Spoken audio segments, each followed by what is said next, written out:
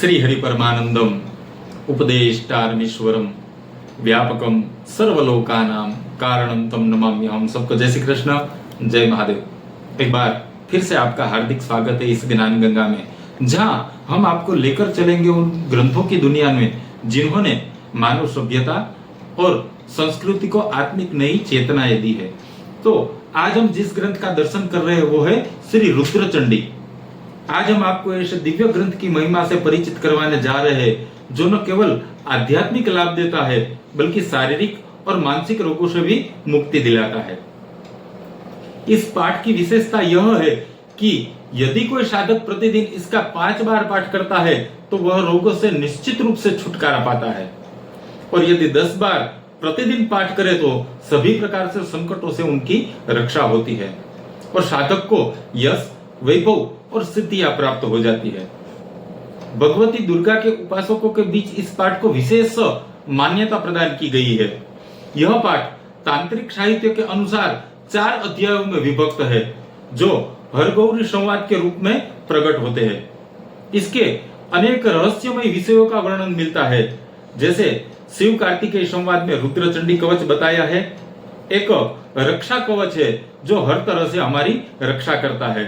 हरगौरी संवाद में चंडी रहस्य का वर्णन मिलता है, देवी के अद्भुत स्वरूप और रहस्य है।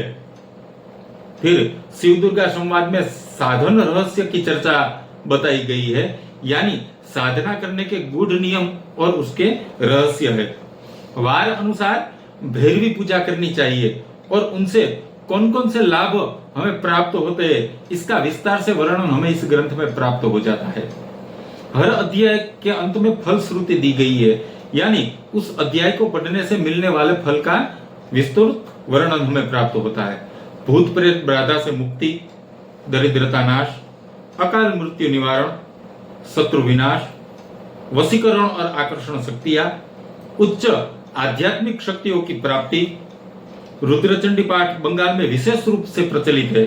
वैसे तो कभी भी इसका पाठ किया जा सकता है, लेकिन यदि आप इसको एक अनुष्ठान के रूप में लेना चाहते हैं तो नवरात्रि, अमावस्या और विशेष तांत्रिक पर्वों पर इसे विशेष फल प्राप्त कर सकते हैं।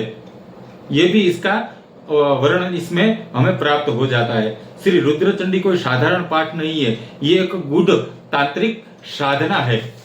अगर आप देवी के उपासक है या साधना में आप रुचि रखते हैं तो इस पाठ का अभ्यास आपको अवश्य करना चाहिए। अपने गुरु महाराज के मार्गदर्शन के साथ आप ये पाठ कर सकते हैं, क्योंकि रुद्र चंडी का पाठ सर्व मनोकामना पूर्ण करने वाला माना गया है। हम सभी सनातनी है और हमारा यही संकल्प है कि सनातन धर्म की दिव्यता और ज्ञान को जन जन तक हम पहुंचाइए।